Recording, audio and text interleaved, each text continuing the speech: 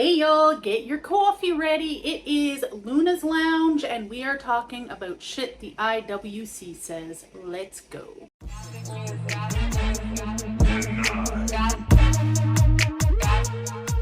So today I want to talk about a man named Dean Ambrose, Jon Moxley, Jonathan Good if you're nasty.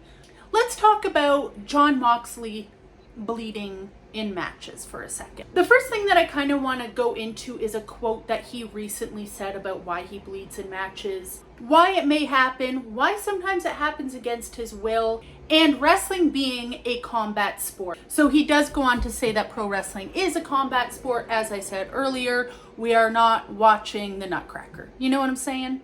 Here's his quote: "Sometimes when I don't even want to, but I only know one speed. That's my foot on the gas pedal. If we're going to do something, let's effing do it.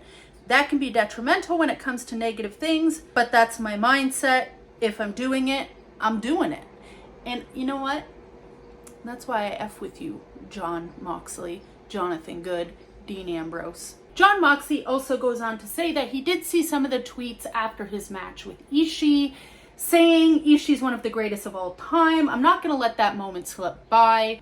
It's going to be foot to the fucking gas pedal. How could I not? I hear I can't have a good match without blood. Okay, then you're making my argument for me. I'll do it every time. We all have to remember here that we are not watching Antique Roadshow.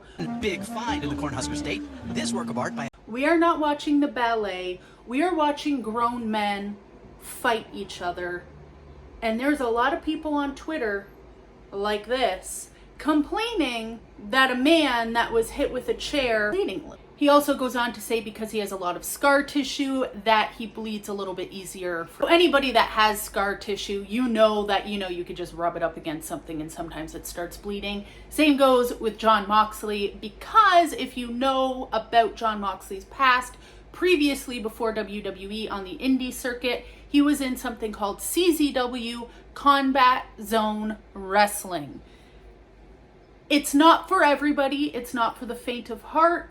But if you go back and watch some of those matches, especially with, like Nick Gage, you know that Jon Moxley has actually toned it down quite a bit. Just a little personal thing here. I started watching wrestling when I was like 8 years old. Stopped watching it. I stopped watching it for a brief period of time, getting back into it around 2010. I was watching a lot of TNA wrestling. Then I started Googling a lot of wrestling to see what else was out there, not just the WWE. And I did stumble across CZW, and I remember Jonathan Good back with like Sami Callihan, but one of the things that stuck out to me was Jonathan Good taking a chainsaw to a part of his face.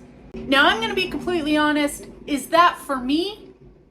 No. I want to see that, so you know what I do? I don't watch it.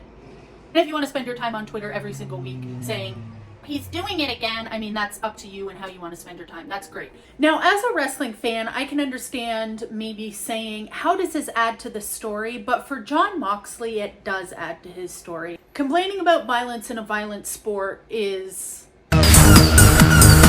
So all of that being said, I want to focus on the thing that all of us pro wrestling fans should really be focusing on when it comes to Jon Moxley. What I have heard from Jon Moxley nowadays, aside from the bleeding, is he's happy.